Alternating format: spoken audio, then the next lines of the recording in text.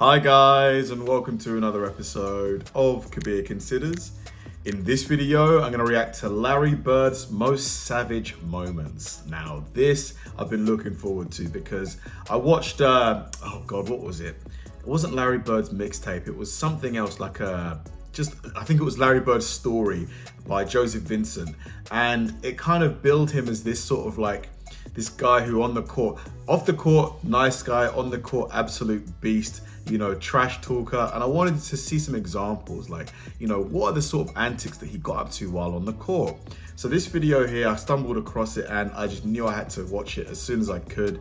I just want to see, the things that made Larry Bird, why so many people, prior to Steph Curry said that he was, probably the best shooter ever. So yeah, this should be fun to watch. Let's do it.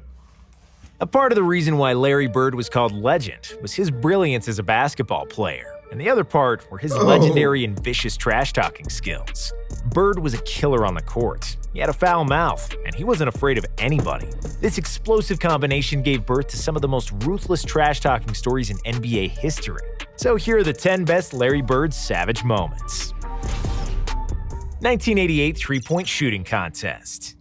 The three-point shot in the NBA was first introduced in the 1979 NBA season. Wow, Larry's it's been around rookie that year. long, huh? 7 years later, at the 1986 All-Star Weekend in Dallas. Wow, look at the sneakers they used to wear. Like, I would call them trainers, but look at that. You'd never see a player today wearing these. 7 years later, at the 1986 All-Star Weekend in Dallas, the NBA brought the first official three-point shooting contest to the scene. Larry won it, and repeated next year at the All-Star Game in Seattle. In 1988, he was going for a three-peat in Chicago. Before the start of the contest, Bird entered the locker room, did not speak a word to the other competitors, and just took a good look at them. He finally said, "I'm just looking which one of you is going to come in second." The room was filled with silence, because they all knew what kind of a shooter Bird was. Of course, Larry would go on to win again, proving that he's the best shooter in the world. He won without taking off his tracksuit, famously raising his hand while the contest-clinching three was still in the air. Crazy. Response to Craig Hodges. Craig Hodges was one of the best shooters in the 80s, and he competed in the three-point shooting contest with Larry each time Bird was participating. Larry won 3 times, and Craig finished second twice. When Hodges finally took home the title of the best three-point shooter at the All-Star Weekend in 1989, reporters asked him if the main reason for his victory was Bird's injury and non-participation. Craig said, "Larry knows where he can find me," and Bird replied, "I know where, at the end of the Chicago Bulls bench." Oh! Oh my God. Third-degree burns. The left-handed game. Larry Bird was in the prime of his basketball brilliance in the 85-86 season when he led the Celtics to the title. They lost only 1 game at home throughout the season and the playoffs, setting an NBA record with 50-1. The Portland Trail Blazers were the only team to defeat the Celtics at home in December, so they were a good bet to win in front of their crowd in February. Before the game, Bird surprised his teammates and journalists by saying that he would shoot all his shots with his left hand, except long jumpers. This was the last game of a long road trip. Larry would always find new motivations and challenges to get through the monotonous grind of the regular season. In the game against Portland, he'd go on to have one of the most memorable games of his career. He hit a shot to send the game to overtime, and then hit a game winner in the OT. Bird finished the game with 47 points, with 14 rebounds and 11 assists. He scored 22 points with his left hand out of sheer boredom and fun, which tells you how insanely good and confident this guy was. Just different breed. White guys guarding him. Larry is not white. Larry is clear, said Bill Murray in Space Jam, while explaining Bird's ethnicity to Michael Jordan. Larry Bird had skills for days. He was thinking the game 3 moves in advance, and his jump shot was money. He was nimble at 6'9", but he wasn't by any means an athletic player. Bird suffered from WMCJ syndrome, which stands for white men can't jump. He was aware of it. On one occasion, he called basketball a black man's game due to the natural ability and athleticism of African American players. Because of that, he hated when the opposing teams would defend him with another white guy. Bird said that it was disrespectful to his greatness because he was dropping 30 and 40 on the most athletic players in the league. So if you put an unathletic white guy on him, that's barbecue chicken right there. In the train. What? He was offended when white guys would guard him. That's crazy. Laughed. The highest scoring game in Larry Bird's career came in the 1986 season, in a game against Dominique Wilkins in the Atlanta Hawks.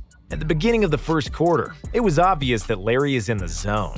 He'd hit everything he threw to the basket, with the announcers repeatedly saying they were watching the greatest shooting exhibition in basketball history. Bird scored 60 on 61% shooting and 15 of 16 on free throws, hitting ridiculous shots over several players.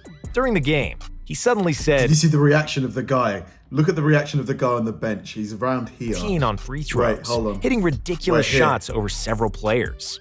During the game, he suddenly said, "in the trainer's lap," to Hawks players, which meant he would try to make a three from the corner near the opposing bench. He got the ball, made the shot, and one Hawks player who tried to guard him tripped over and fell exactly into the trainer's lap, just like Bird predicted. The Hawks bench was so amazed that they were laughing and high-fiving each other, totally perplexed by Bird's brilliance. After that, they were fined by their coach Mike Fratello for cheering on the opposing player, tormenting Dennis Rodman. They got fined. Dennis Rodman was one of the best defenders in NBA history, with quick feet, long arms, and a motor that never shut down. He was a pest, an annoying pest who never stopped guarding, provoking, and getting into everybody's face. And he used to be a nightmare for scorers around the NBA. Today, though, he would get ejected so many times. Like, how do you think Rodman would do in today's league? It's been softened up so much. Someone like Rodman couldn't really exist. Like, I guess you got Draymond, but Rodman is probably a bit more aggressive from what I've seen. However, when he was just starting out, he needed to get some schooling from Bird. After Larry scored 4 consecutive shots over Rodman, he opened his mean mouth and started destroying Rodman. Bird started yelling at Rodman's coach, Chuck Daly. "Who's guarding me, Chuck? Is anyone guarding me? You better get someone on me or I'm gonna go for 60. Even though Rodman was almost superglued to him in an effort to deny him the ball, Bird was at his sarcastic best. "I'm open. Hurry up before they notice nobody is guarding me." Merry effing Christmas. 1990. Larry Bird loved to play against the Indiana Pacers, where he was always greeted as a king. It was where the hick from French Lick grew up, made his first basketball steps, and took Indiana State University to the 1979 NCAA Finals. And the game Boston played against the Pacers played on December 26, 1990, will forever be etched in memory of the Pacers shooting guard, Chuck Rifleman Person. Before the game, Person said to the reporters, "Rifleman is in the building. I'm going bird hunting today." At the tip-off, Bird replied to Person that he has a Christmas present waiting for him. While Chuck sat on a bench during the game, Bird received the ball in the corner and shot a three-pointer. As the ball was flying towards the basket, Bird turned to Person and said, "Merry effing Christmas." The ball, of course, came in without touching the rim, torching the Suns bench. The trash talk. The best teams in the NBA often coast through the regular season and can lose their edge and focus when playing against mediocre opponents. In one game against the Phoenix Suns, the Celtics lost a double-digit lead and were trailing by 2 in the final seconds. The Celtics had the possession, and they could tie the game and go to overtime, or win it with a 3. Larry knew his Celtics shouldn't be losing a game to the Suns, and he wanted to play no overtime. So he went to the Suns bench and told all the players and coaches what was about to happen. "Yeah, I'm going to bust a 3 on you guys and just go home. I'm tired of this." Unsurprisingly, he lived up to his word. As the ball was still in the air, he turned towards the Phoenix bench and yelled, "Told you so," as the ball was going through the net. Calling his shot against Xavier McDaniel. My God. I'm surprised, like, how many players tried to punch Larry Bird? It must have happened. It must have happened. Like, someone just losing their temper with the trash talk and just going... McDaniel was one of the most notorious NBA players in the 80s. And on the court, he liked to get physical, like Olivia Newton-John. When he was playing for the Sonics and the Knicks, nobody was really messing with X-Men. However, Bird was not afraid of a scuffle, and there are multiple stories of Larry participating in bar fights during his NBA career. In a crowded Supersonics arena, Boston and Seattle played a close game tied just 10 seconds before the end. At that point, Celtics coach Casey Jones called a timeout, and Bird confidently told him to just give him the ball and that the others move the hell out of the way. On his way back to the floor, Larry said, "That's exactly where I'll get the ball, and I'll score the game winner in your face," while X-Man replied, "I know you will get it there. I'm waiting for you." Bird received the ball right where he said he would and made a tough fadeaway shot. After Bird realized there were still 2 seconds left, he told McDaniel, "Damn, I didn't want to leave 2 seconds on the clock," while X-Man walked back to the Sonics bench in disbelief, tormenting a young Clyde Drexler. Before Clyde Drexler came into the NBA, he was one of the best players in college basketball. forming the famous Phi Slamma Jamma with Hakeem Olajuwon at the University of Houston. Drexler was selected by the Blazers with the 14th pick in the 1983 NBA Draft, and even as a rookie, he was already one of the most athletic guys at his position.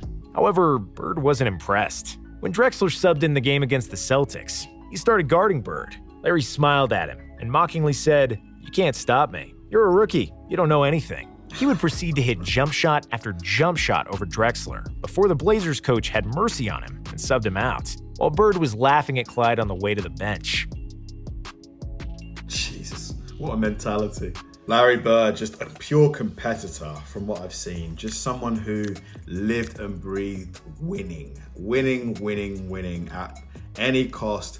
You know, he would find ways to motivate himself, you know, like the narrator said, you know, trying to score with only a left, you know, just daring, like you're going to score from a certain position. Just kind of reminds me a little bit of Kobe Bryant, may he rest in peace, you know, just that mentality, just win. Thanks for watching, guys, and I'll see you in the next one.